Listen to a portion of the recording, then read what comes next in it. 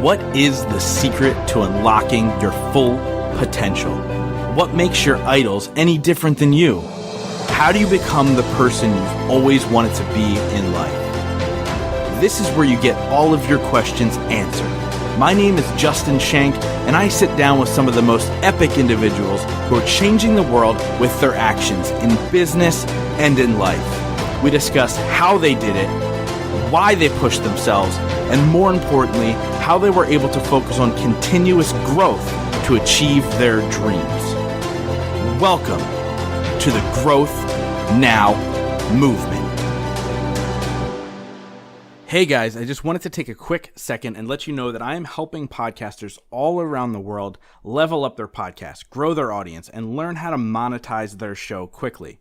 If this is something that you're interested in, go over to beginpodcastingnow.com, fill out the contact form, and we'll hop on a free 20-minute consultation call to see how I can help you do the same thing. Now, let me introduce you to our next guest. This week, I sit down with Olympic medalist Brent Hayden. I wasn't focusing on the results. I wasn't thinking about, oh, that guy is better than me, or that guy's got more talent, that guy's got more muscle, or anything like that. In swimming, we have one lane. Nobody else is in that lane when we're in that lane, so we own that lane. We can't control what everybody else is doing in their lanes. They can't control what I'm doing in my lane. Brent Hayden is an entrepreneur, fine art photographer, world champion, and Olympic medalist. Brent won the bronze medal in the 2012 Olympics while competing in the 100-meter freestyle swim, which makes him one of the world's elite athletes. The crazy part is, he used to be a terrible swimmer. In this episode, we talk about him going from doggy paddler to world champion, how he had to devote early mornings and long drives for training, what kept him going through injuries and setbacks, and how he now takes that Olympic mindset into his business, Astra Athletica. Make sure to click that subscribe button, guys, because next week I'm going to make a game-changing announcement, and you guys do not want to miss it. Now, without further ado, I give you Olympic bronze medalist, Brent Hayden. Brent, welcome to the show, man. Hey, thanks, Justin. Thanks for having me on. Yeah, absolutely. A mutual friend, Colin, introduced us, and he said, you got to interview this guy. And, I ran down the stats. An Olympic bronze medalist, not too shabby. An entrepreneur, somebody who's really venturing into the entrepreneurial space, which, as we all know, is not the easiest thing to do, not the easiest journey. And I was like, yep, let's have this conversation. And I'm just really excited. And, when I did a little bit of research, I try not to do too much, but I did about 5 or 10 minutes of research before I hopped on this call. And I found out that you failed swim lessons. Oh yeah. Yeah. I was not a naturally gifted athlete by any stretch of the imagination at all. I was pretty much terrible at pretty much every single thing that I did. Like kids in gym class did not want me on their team, right? It wasn't like, what can Brent do to help us? It was more like, what can Brent do to not screw it up for the rest of us? So That's awesome. And obviously you worked your way up and got into the Olympics. I think you still hold 3 or 4 world records for Canadian records in swimming. Yeah. 6 Canadian records. I actually still hold them, even though I've been retired since 2012. So feeling pretty, I guess you could say, humble or fortunate or whatever, about it, but I know records are meant to be broken. So at the same time, I'm happy I still have the record, but then I also want to see another Canadian come up and kind of take the mantle. We got a few guys that are pretty, they have potential. So we'll see where it goes. It'll be awesome. I think it's the whole Canadians are too polite to break your record. I've on one hand, I want to say that that the whole stigma of Canadians being too polite is just more of a caricature. But then in the end, I kind of do things where I kind of go, okay, you know what? It's true. Canadians really are too polite. I actually said this randomly last night. People were talking about Canada, and I was like, yeah, you know what, though? The Canadians that I'm friends with, because of podcasting, I have friends all over the world, and I'm like, the Canadians that I'm friends with are the nicest people I've ever had conversations with. And, I've spoken at events with other Canadians, and I'm like, you guys are just the nicest. And I jokingly say I'm going to move to Canada just because of that. But, in all seriousness, when you look at somebody who failed swim lessons, who isn't naturally gifted, I imagine took a lot of hard work. So why don't we start there? Like, what was your focus? How'd you get into swimming after failing? And then what did you do to really kind of build up to become one of the best in the world? After I failed swimming lessons, I was doing a lot of different sports, but my sister, I have an older sister, and she was already involved with the swim team. So it was really important for my parents that both of their kids were essentially waterproof. So being able to drop us both off at one place was also going to make it a lot easier on my parents, instead of dropping my sister off at the pool, then driving me over to the field on the other side of town, even though they were still doing that. But it was a lot easier when they, a few days a week, they could just drop us off at the same place. So I remember going on this road trip down to Disneyland, and it was a 3-day drive. We have 2 little kids in the van, so they don't want to drive too long. But we always stayed at these Motel 6s along the way. My parents had a really tight budget, but they always worked really hard to stretch the budget to make sure that we had a really great childhood. But they always made sure that these pools or these hotels had pools. And so my sister would still be doing training sessions. My parents would be sitting there on the side of the pool, making sure she's swimming her laps in these little tiny hotel pools. And I just kind of would be hanging out on the side, kind of copying her. I'd see her doing her flip turns, and I would try to do flip turns as well. And by the time we got back from the road trip, my parents just signed me up on the swim team, and it just kind of grew from there. Even though I still sucked for quite a few years, we had the fastest kid in the league for our age group was on my team. So I always had somebody that was better than me that I could try to chase and try to emulate, kind of like, like a greyhound chasing a rabbit, so to speak. And I think just, I was always just trying to figure out ways to get better. On one hand, I was tired of being the kid that sucked at everything. When I was at school, I was getting bullied a lot, and partly also too because of my swimming, because swimming was not a popular sport in when I was growing up. It all Speedos are they look stupid and all that stuff, and all the other innuendos that go with that.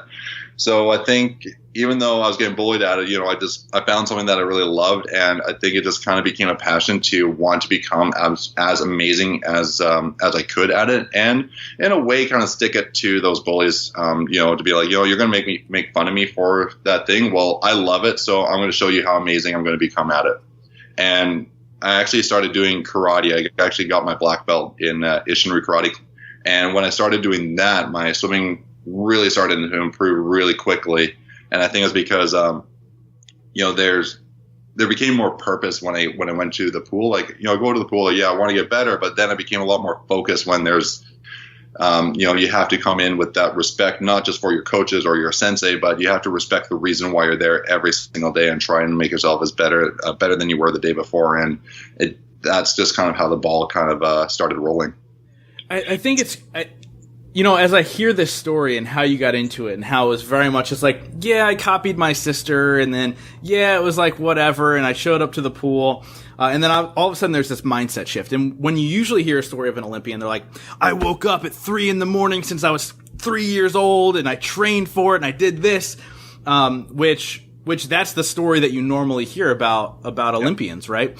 But here you are, and most people would say, well, you didn't really try. It sounds like you didn't really try that hard, and we'll get to the point where you're trying really hard, I imagine. But it sounds like you didn't really try that hard. Oh, he must be athletically gifted. Well, that was not the case either. Which this whole thing is so opposite of any other Olympian that I've heard the story of. Yeah, I mean, I'm 6'5", and even I tried out for my elementary school basketball team, and the entire season I scored only 1 basket. Like, I was actually when I say that, I'm not joking. I'm not trying to. Trying to stretch the truth or anything. Like, I actually was like a really terrible athlete. I didn't start getting really serious into swimming until going into grade 11, because when I started on the swim team up until grade 10, that was in a league that we call summer club swimming. So we only raced maybe or trained 5 months out of the year. So we don't train during the winter months at all. So it's very fun, weekend trips with the family to camp out around these little outdoor pools around the province. And, it's a very family oriented thing. And it wasn't until my 10th year that I actually finally won my first individual provincial gold medal in that level of swimming. So when I decided that I wanted to keep going, I wanted to see, how fast I could actually go. It had no pressure on results or anything like that. I was just purely focused on what can I do to see how fast I can go. So going into grade 11, I had to start waking up at 3:30 in the morning because my town didn't even have a team that trained at that level. It was 45 kilometers away. So I had to wake up at 3:30, be on the pool deck at 4:45, ready to go. So I went from 5 practices, 1 hour each a week, to doing 9 or 10 practices, 2 hours a week, 45 kilometers away. So that was a huge jump. But I started dreaming about the Olympics, right? And so when you got that big crazy goal, making those kind of decisions about what do I have to do today that's going to get me one step closer to my goal, having that crazy goal at the end, it makes those decisions a lot easier instead of focusing on not going to get to hang out with my friends, losing my social life, just not having anything outside of school and swimming. I didn't think about what I had to sacrifice. I focused on what it was that I was investing for. And when I lose that word sacrifice and I focus on the word investment, I'm only thinking about what I'm gaining. And I made that decision way easier. And that's definitely one thing that I apply now in life as well. And I try to tell other people, stop using the word sacrifice. Unless you're a soldier going off to war, you don't get to use that word sacrifice. You have made a choice on an investment in your future. Wow. And there's a lot to unpack there, right? So all of a sudden there's this shift of like, oh wait, I might be good enough, right? So you got your first little taste of victory and you're like, well, what else can I do? And I think sometimes, like I know myself growing up as a kid, you think of like, you watch the Olympics and you're like, wow, that would be so cool, but it never seems attainable. And that's whether I was 11 or I was 17, it didn't matter. Like, it just like, that's not attainable, right?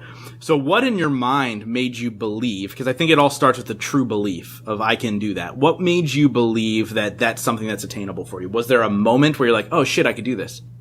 I think it just goes back to the point where I wasn't focusing on the results. I wasn't thinking about, oh, that guy's better than me, or that guy's got more talent, that guy's got more muscle, or anything like that. It was just, in swimming, we have one lane. Nobody else is in that lane when we're in that lane. So we own that lane. We can't control what everybody else is doing in their lanes. They can't control what I'm doing in my lane. So if I can just focus on the things that I can control, right, and focus on just swimming fast and not worrying about, qualification times, having to come in the top 8 in this race or anything like that. Just focus on just swimming fast now between these 2 lane ropes. It takes a lot of the outside pressure off, and it helps you kind of focus on what's really important. And when I did that, then that's kind of just how things just kind of started to happen, so to speak. Because like I went from winning my first provincial gold medal in 1999 to making my first national team in 2002. Okay, and that's because I didn't focus on winning. I just focused on how fast can I go, and I let the results take care of themselves. How much of that mindset comes from karate? I know you said that's kind of where it began a little bit, but how much even now in this part of your life is it still a part of it? Karate played a huge role, but I would say karate was very beneficial around training.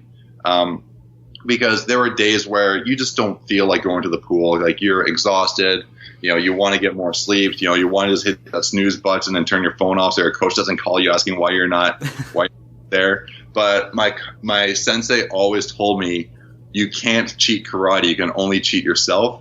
And so I just told myself that all the time. I can't cheat swimming, I can only cheat myself. And so I just kept reminding myself of that every single day when I was going into the pool, that no matter how crappy I'm feeling, how much I just wanted to stay in bed, or, I'm not going to lie, I really loathed training, but I did it. I embraced it because I knew that's what I needed to do in order to compete.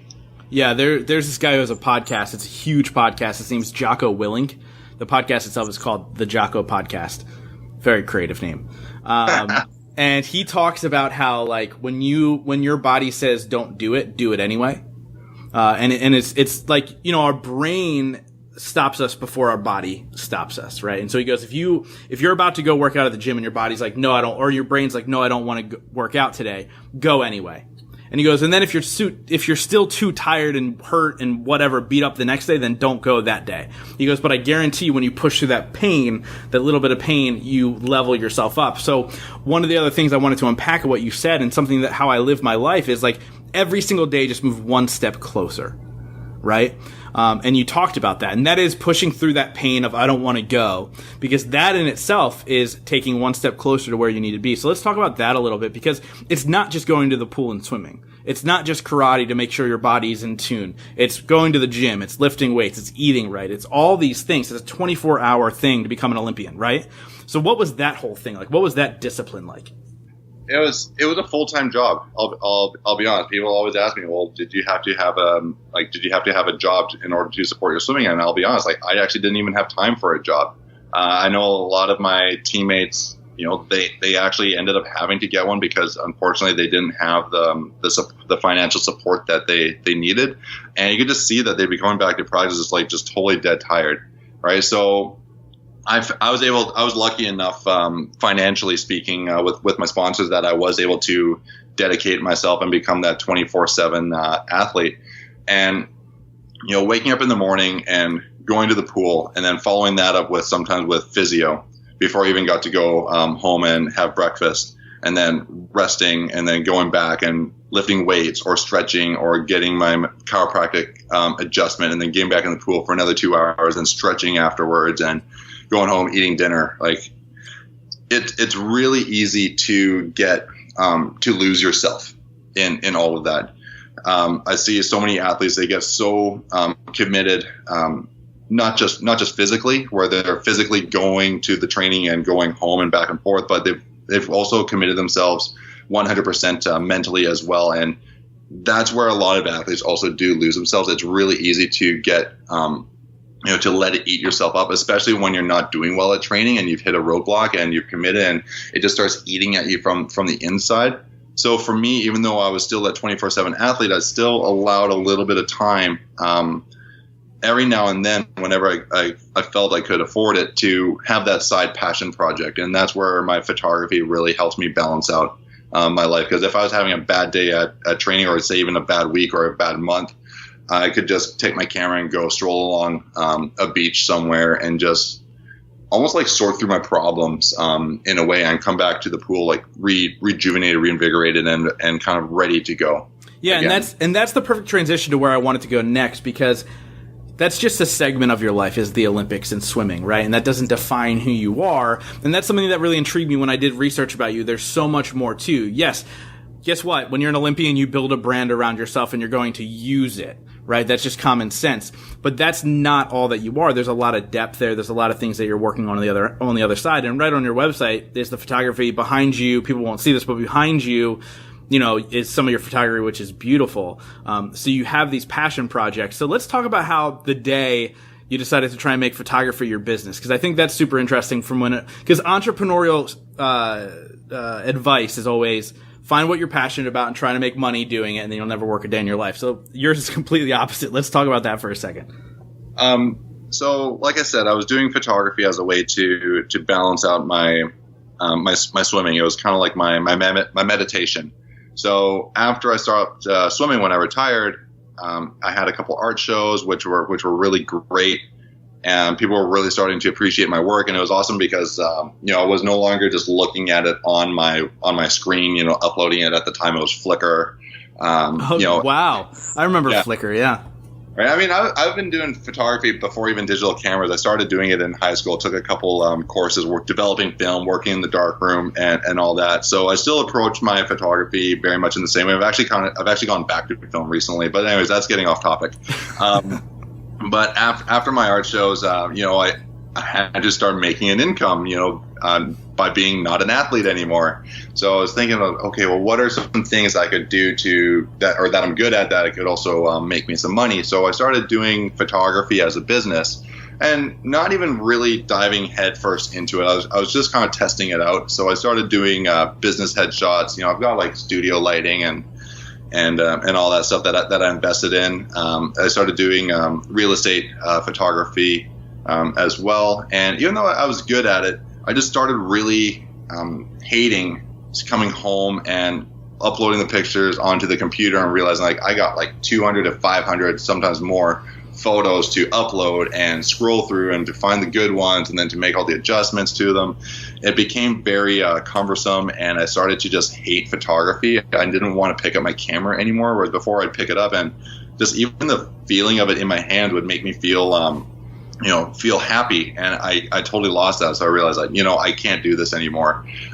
This is my escape from work, and so I can't be trying to use that to make money. I'm now actually selling my artwork, which I think is totally different than actually working to take photos for other people. So it's still very much for myself. They are available for purchase now, but that's not work. That's still, in that way, it sort of feels like passion, because I'm creating art. Yeah. So what was that like when you were transitioning out of swimming, and you won your bronze medal, which is that you won it the same year you retired from swimming? Did you retire right after that? Yeah, I did. It was, the London closing ceremonies hadn't even happened yet, and I announced my ceremony because I just knew that was it. I had just come through this huge struggle to get there. I'll touch on that briefly. I wasn't able to walk only 2 weeks before the games because of a back spasm. My rib that day of the final was out of place. I was the oldest one in the final by 5 years, and right before I actually put the goggles on my head, if you actually go back and watch the race on YouTube, you'll see that I'm the last one with my goggles on my head, because I realized that my goggle straps were all messed up, and I didn't realize that until the last moment. So I had all these reasons why I shouldn't succeed. But that was when I finally did it, after failing at 2 previous Olympics, when I had every reason why I should have medaled at those 2, but I didn't. And finally, when I had everything working against me, I finally did. And I just felt like that was it. I just don't feel like I had anything else left to give, not just to the sport, but to myself.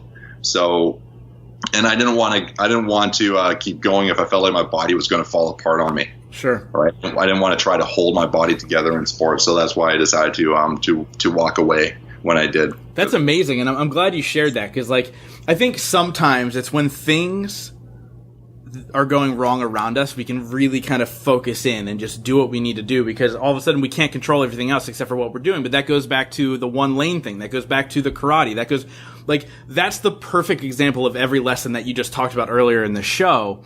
Was like, look, things were happening. My rib was out of place, back spasms, couldn't walk 2 weeks before, the goggles were wrong, but you still did the best you've ever done in the Olympics, and you freaking got a bronze medal. That's insane to me, right? So I think it's just a perfect example of everything you preach is that. So, but what was that like when you finally, so you were peaceful leaving it behind. You weren't trying to hold on to something. You're just like, okay, I'm good.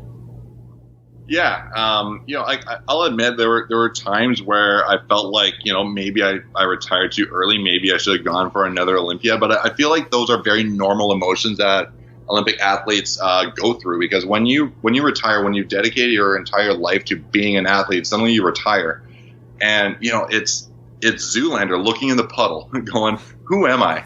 Right? Yeah. We all kind of feel like that. We all have this identity crisis, and it was I had a really tough time in my first year, and I'm very lucky to have an amazing wife. We got married a week after the closing ceremonies. Right, she actually came to London so she was there for that race, and then we flew down to Lebanon after that, and we got married in our home country of Lebanon there. Wow! So we had a great time in Lebanon. We spent like a month there. That's awesome. Before we came home, and when I came home, it was just like, yeah, who am I? I'm looking in the puddle, and I'm not gonna lie, it was really tough. One thing I know is because I'm not training anymore, I was almost like having endorphin withdrawal. So I would easily have like these temper flare-ups that I didn't even know I was having. Like one time, my wife actually had to film me and actually show me the next day, and I looked at it like, oh my God, like I did not know that was going on. So I had to make sure that I was going back to the gym, trying to keep up, a very active lifestyle, just for my brain. But then trying to figure out, okay, well, what is it that I'm actually going to do now? Because I kind of have to recreate this new identity. Like, who is Brent post swimming? Because I can't ride the whole Olympian thing my entire life. That's one thing that I did that one day, getting that bronze medal. what am I going to do? So, like I said, we tried the photography. I started my own swim camps business, where I'm still doing that, actually, where we travel across Canada, doing clinics with local swim teams, just trying to give them the tools and the motivation, that helps me succeed. And then we decided that, we wanted to start spreading all these messages. Actually, a lot of these messages we actually just talked about, but wanted to put it into a brand that people could carry with them every single day about, life isn't, you're not going to be able to succeed if everything is always peachy, right? Like you're going to struggle, you're going to be challenged, and that is why you should succeed. And you got to be able to push through it and rise through challenge. So we created the brand Astra Athletica. So we did that because we wanted to inspire people, but we also needed a vessel in order to help other Olympians as well, because I wouldn't have been able to succeed if I didn't have the support that I had at very key points along my development. So in my first or second year after summer club, I was a recipient of the Victor Davis Memorial Fund. Now, Victor Davis was he's a legendary swimmer in Canadian history, but unfortunately in the early 90s he got killed by a drunk driver.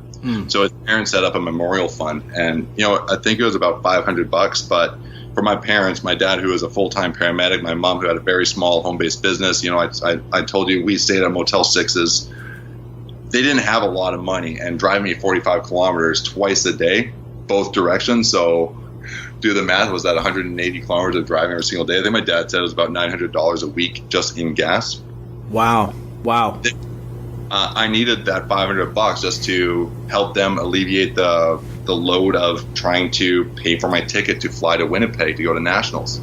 So if I decided that, I need to be able to help athletes, even if it's just, a few $100s, I know firsthand how much that can help, right? There could be a family out there that's literally on the breaking point of having to tell their child, hey, you know what? You can't do this anymore. We just can't afford it. And I really don't want to see that happen to anybody. So we decided to start the Astra 10 for 10 program, which gives the athletes that we've teamed up with 10% of the purchase that the customers make. But then as a reward, we also give the customer 10% off. So the customer actually gets rewarded for actually sponsoring an athlete from their purchase. So we are donating 10% of all our orders directly into the pockets of these athletes, not to the sport federations, not into these programs. They're going directly into the pockets of the athletes, so they can make sure they're paying for their groceries, they're paying for their gas, equipment, whatever they need to keep going. Wow, that's incredible, man. Like I love the fact that you're giving back, and like I think sometimes self-awareness and the understanding of like where you were helped and how people helped you and all that stuff, and then being able to give that back, like that's a gift. Like it's really a gift of self-awareness and just understanding. So thank you for doing that for the next round of Olympic athletes, because that's freaking huge. So you have Astra Athletica. How long ago did you start that? We came up with the idea for it back in 2013. Okay. It was on a trip, actually. My wife was doing a media tour for her. She's a singer, so we were actually in Cairo we lived there for 3 months back in 2013, and her friend uncle owns a bunch of factories over there. So while she was doing her music, Photoshop was really the only way that I could actually entertain myself, because we didn't have a working TV.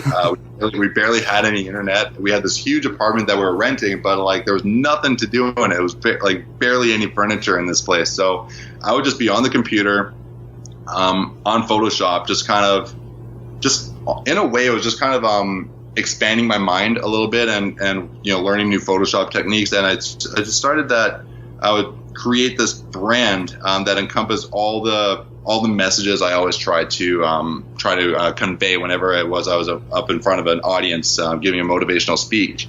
Now I know that when I'm not speaking, that message isn't being carried forward, right? So I was like, okay, well, how can I keep these messages going, because I know these are going to help people, but how can I keep it going when I'm not I don't have the opportunity to get up on a stage in front of people? So I came up with the idea of the 3 stars.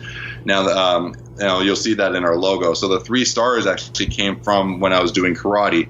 It's a sick logo, by the way. I'm looking at it on your hat. Like I love it. Like it's a great brand. Like it's a great brand, like visionary wise. Thank you. Yeah, so we came up with this ourselves. We didn't hire any designers or anybody to come up with this. So this branded very much our brand, so we're very proud of that. So I wanted to incorporate the 3 stars because on our crest, they symbolize many things. As I know that people that do Ishinran karate, they're like, oh, that's only one of the things that it represents. But the one thing that I took from it was that it symbolizes the battles between your mind, your body, and your soul. And so when you talk about what I took from karate, that would be the other thing that I took from it. Because there are days when you said your body is broken, right? But you got to go anyways, right? And going for my Olympic bronze medal, my mind, body, and soul were all not feeling great. I wasn't in my Zen zone. I wasn't in balance. They were fighting against each other. Right, so kind of understanding that. So I wanted to take that and put it into a brand, and so we took the stars. What you have to understand about your life, that your mind, body, and soul are going to be in a constant battle, but then putting them in a tiered position that represents the Olympic podium, so people feel like, by honing in on that internal struggle and learning how to cope with it and how to actually use it as fuel, that they can succeed. So that's kind of how the whole idea sort of came about, and realizing that it was going to be a way that we could help athletes as well, and that clothing was basically just the vessel for all of this, the motivational speaking and helping the athletes. The clothing was just the vessel to carry all that forward. Yeah, I love that whole idea, because when you think as an entrepreneur, a lot of the times it's you doing all the work, from the branding, to pushing out the brand, and how do you get it out there, like you said, from the speaking and so on and so forth. So what are you doing now? Like, what's the next phase of this incredible business that you created? Now we just need to grow. So we launched it about 2 months ago, even though I had actually launched the headwear back in 2016, because it was the Rio Olympics going on, and I was getting a lot of interviews, because I was pretty much the only recent Olympian that was in Vancouver during the Olympics, because everybody else was still competing. They were down there. So I used that to my advantage. I was on back home. We have a program called CBC's The Exchange, which is a huge business TV show on our national network. So I got on that. I got the front page of the province newspaper here, which is a big paper, in their sports section. So I used that to my advantage, but then, we hit delays in the apparel, because, it's just the two of us, and we really want to make sure everything was absolutely perfect. So we've been living in our samples for like 2 years, making all the little adjustments, making sure that the fabric were perfect. We changed the fabrics around a bunch of times because, I was wearing it to the gym like 3 days in a row. I wanted to see how much I had to work out before it started to stink. Okay, so finding that's great, dude. That's such fun research. Like, do I stink today? I'm not sure. I was literally pulling it out of my laundry hamper, putting it on, and going back to the gym to see how much it was going to take to actually make these shirts stink. So we weren't just buying bulk T-shirts and just slapping a logo on it. I guess that's the Olympian in me. It's just, I don't want to go the easy route. I want to go the route that's going to succeed. Yeah. So we're working at that, sketching everything on our piece of paper, hiring a designer that would take our sketches and actually make them workable patterns. And then we did all that stuff. But right now, our biggest challenge right now is actually just getting the message out there and just trying to grow so we can actually raise more funds for these athletes and get to the point where we can afford financially to actually make this the one thing that we're doing, that we are able to invest in our 100% into it. Because right now, the athletes are actually making more money, and they're not making too much right now, because, like I said, we just launched, but they're making more money than actually we are. We are not even paying ourselves yet right now. So we're using our coaching, mentorship. We're doing all these other things around it right now to support ourselves, so that way we can dedicate time to our business. But the goal is that this will become our baby. But we need to grow, and we got to get the message out there, because, like I said, we're doing everything ourselves right now. We didn't get onto Shark Tank and get like a $500,000 investment from a shark. In Canada, it's called Dragon's Den, so we didn't get a dragon. And so everything right now, other than a few small loans from BDC, Futurepreneur, we're still very much funding this ourselves. I love that, man. I love that. So I will say this: when I was doing my research, I saw some of the stuff that you sell. It's really good looking stuff. So if you guys are listening and you're an athlete or you go to the gym, definitely go check it out. And if you're that person who just wears the shit to the grocery store, go check it out too, because it looks good. And you can just wear it to the grocery store as well, and you won't stink. So it's a win-win for everybody. But how do people get a hold of this stuff? Where do they go to get it? So right now it's available exclusively through our website, our e-commerce store, which is www.astraathletica.com, ASTRAATHLETICA. Oh God. .com. We'll link it up in the show notes. Perfect. Okay, there we go. You can also follow us on Instagram and Twitter and our Facebook page as well. So we are out there. We have a Pinterest page, but we haven't been able to build that up yet. But it's coming. So yeah, just that's where it's available, and we have shipping virtually all over the world. There's very few countries that we can't ship to, but one thing we did do is it's free shipping across North America on any orders that are over $125. So even if you're in the States, even though we're a Canadian company, we can still get you free shipping anywhere in the U.S. as long as you spend at least $125. That's awesome. And that's Canadian too, so it's actually going to be less for you guys because your dollar is way better than ours. That's incredible. That's really, really cool. So, the cool thing about this podcast is I get to interview really successful people, and you're definitely somebody I would pin as a success, right? An Olympic bronze medalist, mind blowing. And now you're really growing this brand. You're coaching, you're mentoring, you're doing all these other things. So my question for you is, what's your definition of success? And what are 3 things you do every single day to ensure that success? I got asked this in another recent interview, and I don't really have a clear-cut answer for that, because even when I was swimming, even when I won the gold medal at the World Championships, when I got crowned world champion, that in itself, people would say, oh, well, that's a success. But like immediately I'm looking at my race and going, okay, well, where could I have been better? Because I was world champion in a time of 48.45. At the Olympics, I went a 47.8. Was that like almost 6/10 faster, and got a bronze.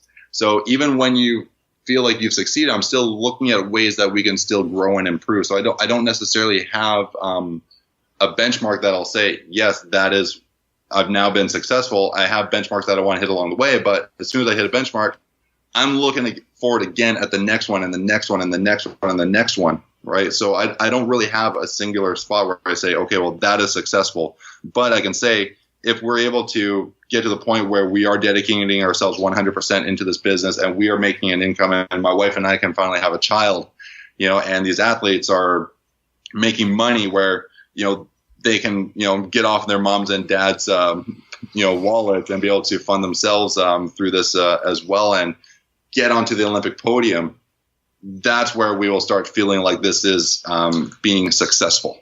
Mm. Yeah, for sure. And then what are 3 things you're doing every day right now to ensure that success? Or what are 3 things you did to ensure that success as an Olympian, or however you want to word that?